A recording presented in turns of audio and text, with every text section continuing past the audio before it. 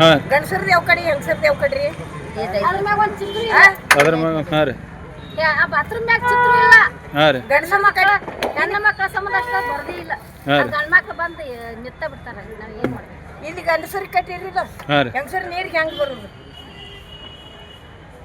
ಹೇಳ್ರಿಲ್ಲ ನೀವು ನೀರಿಗೆ ಬರೋದು ಹೆಂಗ್ರಿ ಅದಕ್ಕೆ ಬಾಕಲ ಐತ್ರಿ ಬಾಕಲ ಹಾಕೊಳಂಗಿಲ್ಲ. ಇದು ಬೆಳಗಾವಿ ಜಿಲ್ಲೆ ಅಥಣಿ ತಾಲೂಕಿನಲ್ಲಿ ಎಮ್ ಜಿ ಮಾರ್ಕೆಟ್ನಲ್ಲಿ ಮೂತ್ರ ವಿಸರ್ಜನೆ ಮಾಡಲು ಸರಿಯಾಗಿ ಜಾಗವಿಲ್ಲ.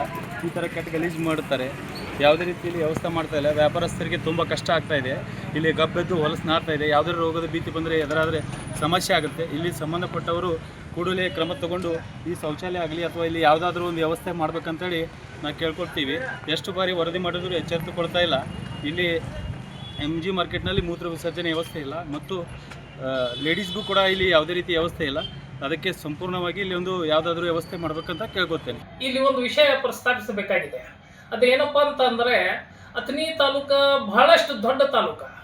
ಇಲ್ಲಿ ಸುತ್ತಮುತ್ತಲು ಇರತಕ್ಕಂಥ ಹಳ್ಳಿಗಳ ಜನರು ಅಥಣಿ ತಾಲೂಕು ಅಥಣಿ ಪಟ್ಟಣಕ್ಕೆ ಬಂದು ವ್ಯಾಪಾರ ವಹಿವಾಟವನ್ನು ನಡೆಸ್ತಾರೆ. ನೆರೆ ನಮಗೆ ಜಿಲ್ಲೆ ವಿಜಾಪುರ ಇರಬಹುದು, ನಮ್ಮ ಬಾಗಲಕೋಟೆ ಜಿಲ್ಲೆ ಇರಬಹುದು, ಹಾಗೂ ಇಲ್ಲಿ ಮಹಾರಾಷ್ಟ್ರ ನೆರೆಯ ರಾಜ್ಯದ ಜನರು ಸಹ ಅಥಣಿ ಪಟ್ಟಣಕ್ಕೆ ಬಂದು ವ್ಯಾಪಾರವನ್ನು ಮಾಡುತ್ತಾರೆ. ಇಲ್ಲಿ ದುರ್ದೈವ ಏನೈತಪ್ಪ ಅಂತಂದ್ರೆ ಅಥಣಿ ತಾಲೂಕಿನ ಇದು ದೊಡ್ಡ ಮಾರ್ಕೆಟ್ ಐತಿ. ಅದರೊಳಗೆ ಇರ್ತಕ್ಕಂಥ ಬೆಣ್ಣೆಪೇಟೆ ಇದು ಒಂದು ವಿಶೇಷ ಪೇಟೆ ಅಂತ ಹೇಳಿ ನಾವು ಹೇಳ್ಬೋದು. ಇಲ್ಲಿ ವಿಶೇಷವಾಗಿ ಬೆಣ್ಣೆ ಸಿಗ್ತಿತ್ತು, ಅದಕ್ಕಾಗಿ ಇದಕ್ಕೆ ಬೆಣ್ಣೆಪೇಟೆ ಅಂತ ಹೇಳಿ ಹೆಸರು ಬಂದಿತ್ತು.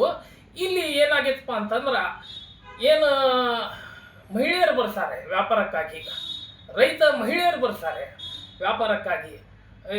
ಆ ನೆರೆಹೊರೆಯ ಏನು ಮಹಿಳೆಯರು ಬರ್ತಾರೆ ಅವರಿಗೆ ಮೂತ್ರ ವಿಸರ್ಜನೆ ಮಾಡಲಿಕ್ಕೆ ಇಲ್ಲಿ ಅವಕಾಶ ಯಾವುದೇ ಸ್ಥಳ ಇಲ್ಲ.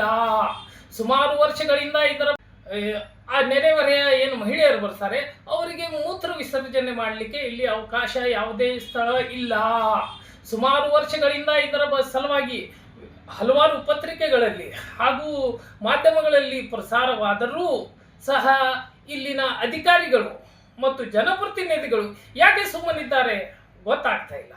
ದಯಮಾಡಿ ನಾನು ನಮ್ಮ JDS ಪಕ್ಷದ ಪರವಾಗಿ ತಮಗೊಂದು ವಿನಂತಿ ಮಾಡ್ಕೋತೇನೆ. ಏನು ಮಹಿಳೆಯರಿಗೆ ಸಲುವಾಗಿ ಏನು ನೀವು ಗೃಹಲಕ್ಷ್ಮಿ ಕೊಡ್ತೀರಿ 2 ಲಕ್ಷ ರೂಪಾಯಿ, ಬಸ್ ಫ್ರೀ ಕೊಡ್ತೀರಿ, ಮೂತ್ರ ವಿಸರ್ಜನೆ ಮಾಡಲಿಕ್ಕೆ ಅವ್ರಿಗೆ ಯಾಕೆ ಅವಕಾಶ ಮಾಡಿ ಕೊಡುವುದಿಲ್ಲ? ಅದರ ಸಲುವಾಗಿ ನಾನು ನಿಮಗೆ ಮತ್ತೊಮ್ಮೆ ಆಗ್ರಹ ಮಾಡ್ತೇನೆ. ಬೆಣ್ಣೆಪೇಟೆಯಲ್ಲಿ ಏನು ಈಗ ಮೂತ್ರ ವಿಸರ್ಜನೆ ಮಾಡಲಿಕ್ಕೆ ಏನು ಅವಕಾಶ ಇಲ್ಲ, ಜಾಗ ಇಲ್ಲ. ಅದೇನು ಜಾಗ ಇದ್ದು ಅದು ದೊಡ್ಡ ಗಲೀಜಾಗಿದೆ. ಅದನ್ನು ಸರಿಪಡಿಸಿ ಅತಿ ಬೇಗನೆ ಇದಕ್ಕೊಂದು ಇತಿಮಿತಿ ಹಾಡಬೇಕಂತ ಹೇಳಿ ಈ ಮುಖಾಂತರ ತಮ್ಮ ಮುಖಾಂತರ ನಾನು ಕೇಳ್ಕೊಳ್ತೇನೆ. ನಮಸ್ಕಾರ.